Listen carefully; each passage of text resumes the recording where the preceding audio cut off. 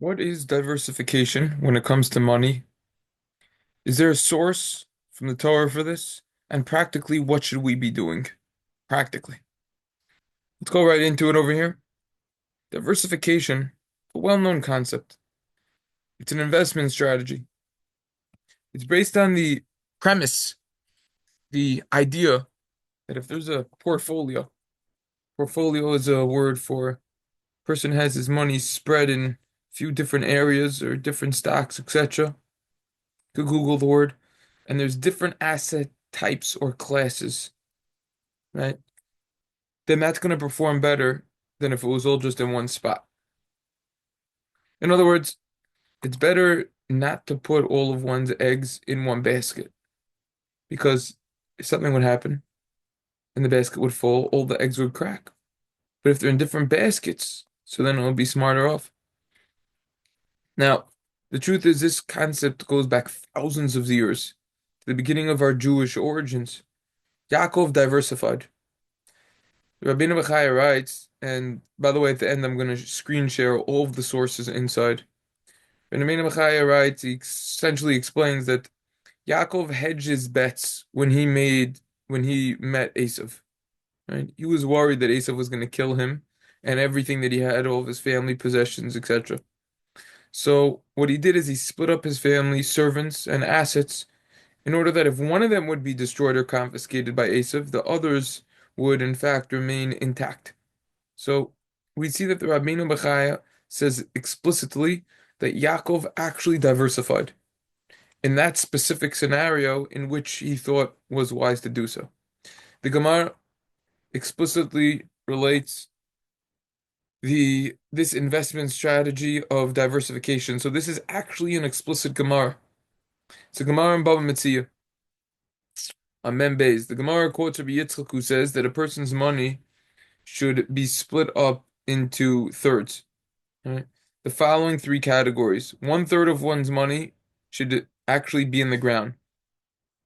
Shlish bakarka. One should be in the ground. We'll come back to that, what that means. Shlish b'pragmatia, v'shlish tachas yado. One third should be in business, and one third should be under his hand. What is the explanation of this Gemara? What does the ground mean? The simple explanation of what the ground means is that it should be buried in the ground. That is the simple explanation of this Gemara.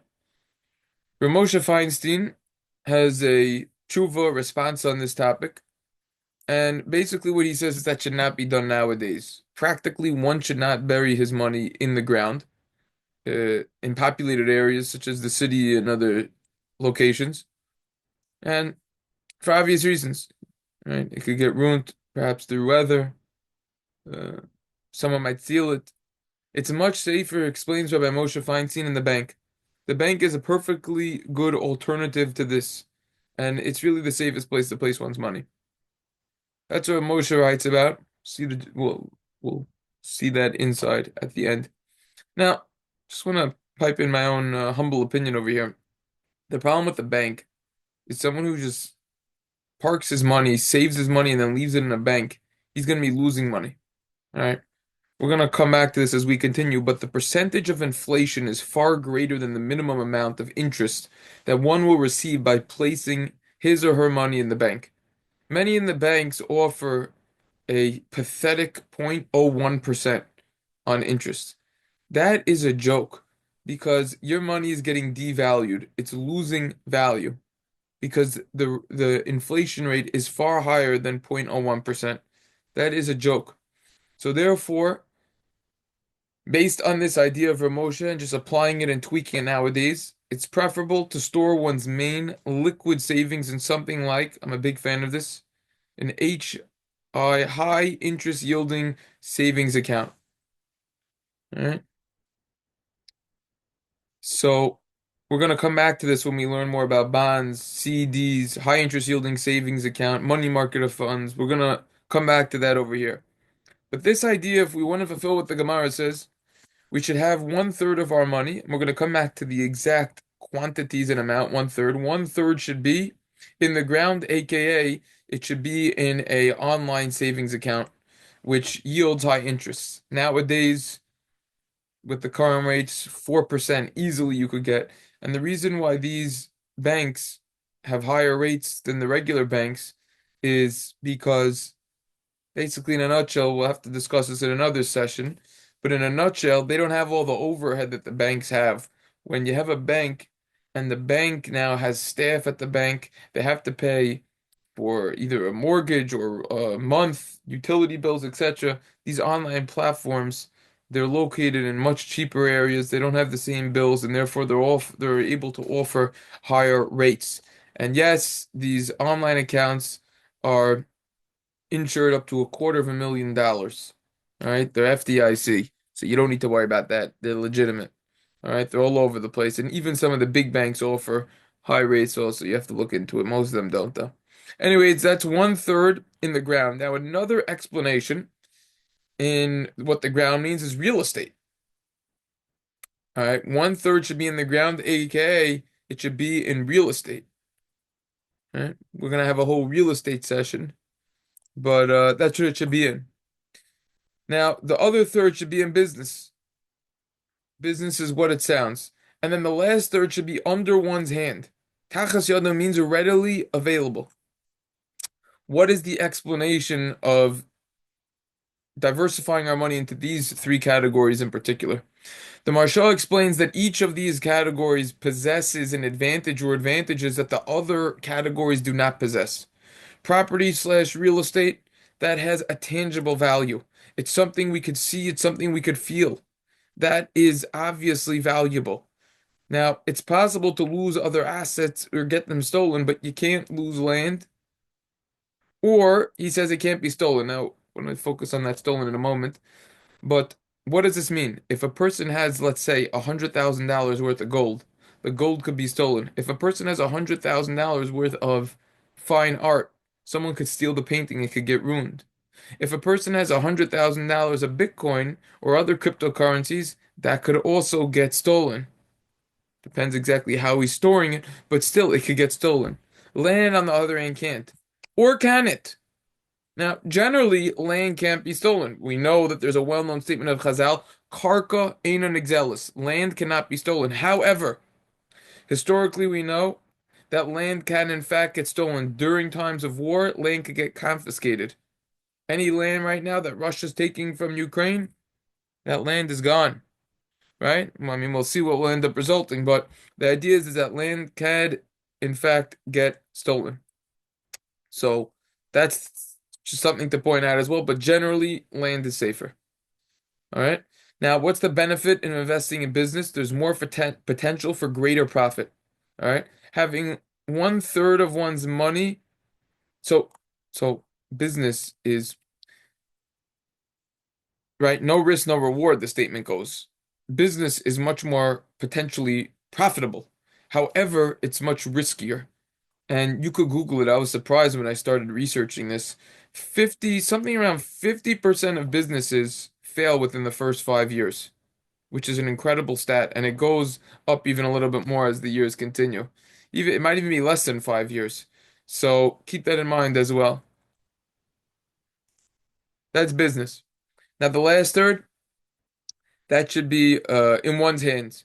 That's advantageous because it's readily available in case the money's needed. You need the money quickly, so then the money will be available.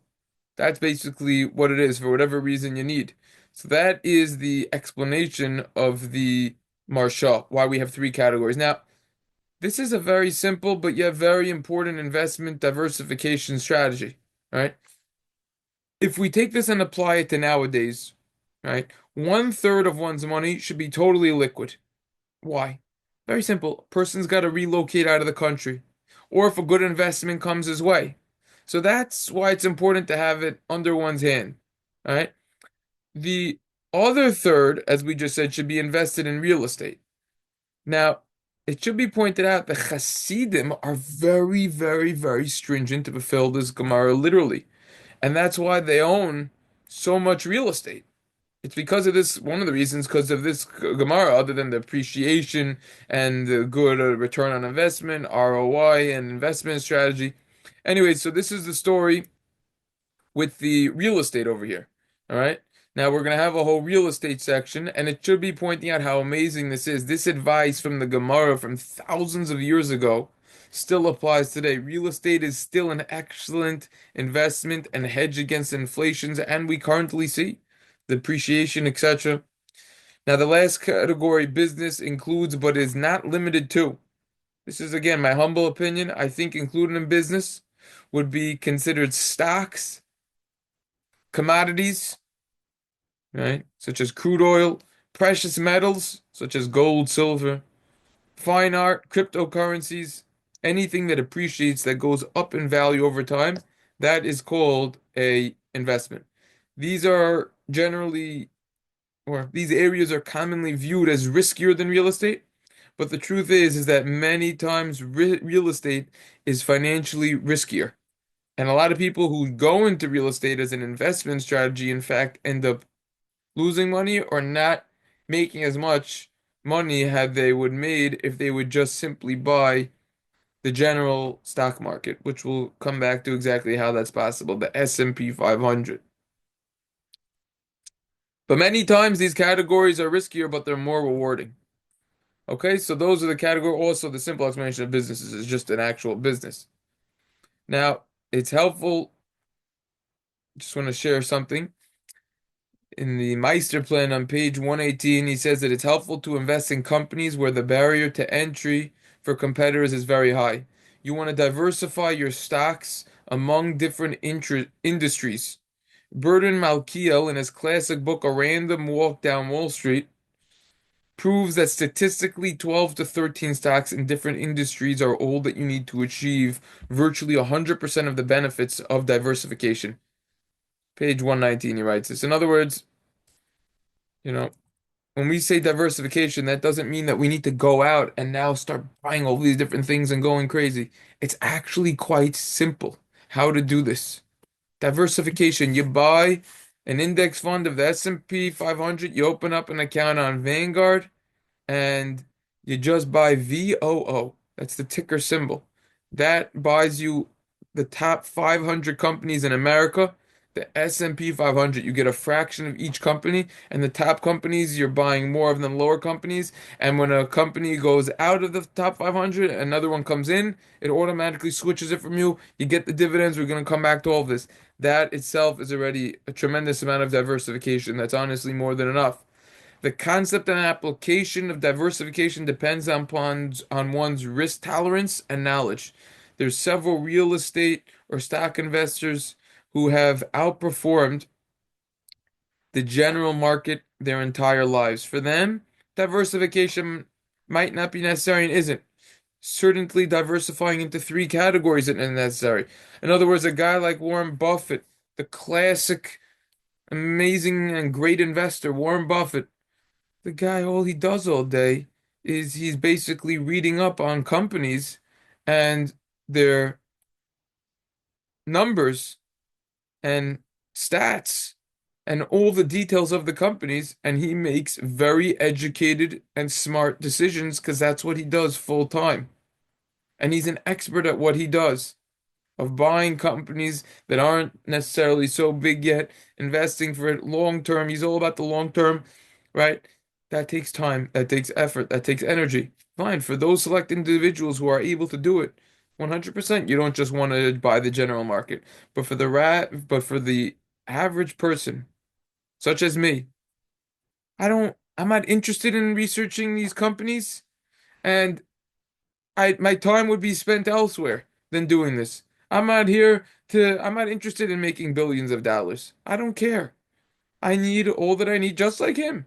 He doesn't live a billionaire's life. He lives a simple life. I'm here primarily to learn and to teach Torah. As a side, this is very important information, but I'm not interested in spending hours and hours and hours researching these companies. Therefore, the general market S&P 500 is an excellent investment strategy. Some explain that the Gemara doesn't recommend that one must or should diversify into exactly three categories, but rather the Gemara's intention is that one should have some sort of plan. In other words, what's happening over here is like this. This isn't necessarily halach l'Moshe Sinai. We didn't receive this idea at Mount Sinai that it has to be exactly calculated every single part of your money so that it have it split up in thirds. Make sure that it's split up in thirds totally, that it's going to be one third is going to be in the high interest yielding savings account. One third is going to be in stocks. One third is going to be liquid. So it doesn't have to be like that. A person's got to know if someone's got a net worth, let's say, of I'm talking about the equity in his house, but let's say a person has an extra $1 million. Let's just use a number as an example. A guy doesn't need to have 300,000 that's readily available sitting there cash. He doesn't need to. He doesn't have to have another 300,000 in savings account. That's ridiculous because a savings account only yielding 4%, whereas if you put in the general stock market over time in the S&P 500, it's going to gain you around 9-10% a year. So a person has to make a calculation, depends on every single person's exact scenario of how much money they have to diversify and where it's got to go. But the idea is to have some sort of plan. Yes, it's a well-known idea. We already discussed in the past. Person's got to have 3 to 6 months of savings if he or she would lose his job that could cover his basic necessities and bills. Fine. The question is, what happens after that? If a person has $1 million, okay, so then you got to be smart about it. You have to know also what's your age. Are you planning on stopping working soon? Are you young? If you're young, you have to have more money in stocks. But you have to be more aggressive. Leave it in there. Don't withdraw it. Let the dividends accumulate. We'll come back to it. This is the basic idea of diversifying one's money, having it split up, and being smart about it. Just want to screen share all of the sources that were quoted. Here is the Rabbeinu Bachai over here on the screen. Here's the Rabbeinu Bachai over here inside on Parshas Vayishlach in Perek Lamed Beis where he says this. Umikalam of Ovadia did this. He split up profits so that they would all be safe in a dangerous time. He then quotes the Gemara that we just quoted. Here's the Medrash in Bereshis Rabbah and Ayin Vav Gimel. If Esau is going to come, this is referring to Achinu B'nai Yisrael, right? So. This is the basic Medrash Rab over here that he would split them up. If ki hamachana achas yishar lepleit al kol panim to split up. This is illusion for the generations in future. What to do? He goes into it. Okay, fine. Practical point also doesn't necessarily. Um, oh, avdam guf umamo ba'achas aratzos. Okay, doesn't necessarily have to do with money. At that point. Here's the Gemara in Baba Metzia that to be mishalish is to split it up. Here's Rashi over here commenting on it. That's why you have it readily available to go into a business enterprise. Here's the Marsha to split it up, third in the ground. Safmin lem shmir al bakarka. Yeshloim Marodi says another pshat. He goes into the advantages that one has over the other. Karka sheyesh shehein lo nechasim sheish lem achrayas. Other assets, you could lose them in one moment. They could get stolen through robbers. The land, not likely to get stolen. The business has an advantage. You'll be able to profit more, and that it's readily available. So now you'll be able to use it if something comes your way. That's the Marsha. This is the tshuva from a Moshe Feinstein over in Choshen Mishpat. This is what he talks about over here. Here's Ramosha's tshuva. Basically, what he says over here is that nowadays that you have a bank, easy to put it in, just do that. That's smarter. That'll be much safer. It's better over here, and also you could profit instead of just your money's just sitting in the ground. So that is the story with the diversification. See you on the next one.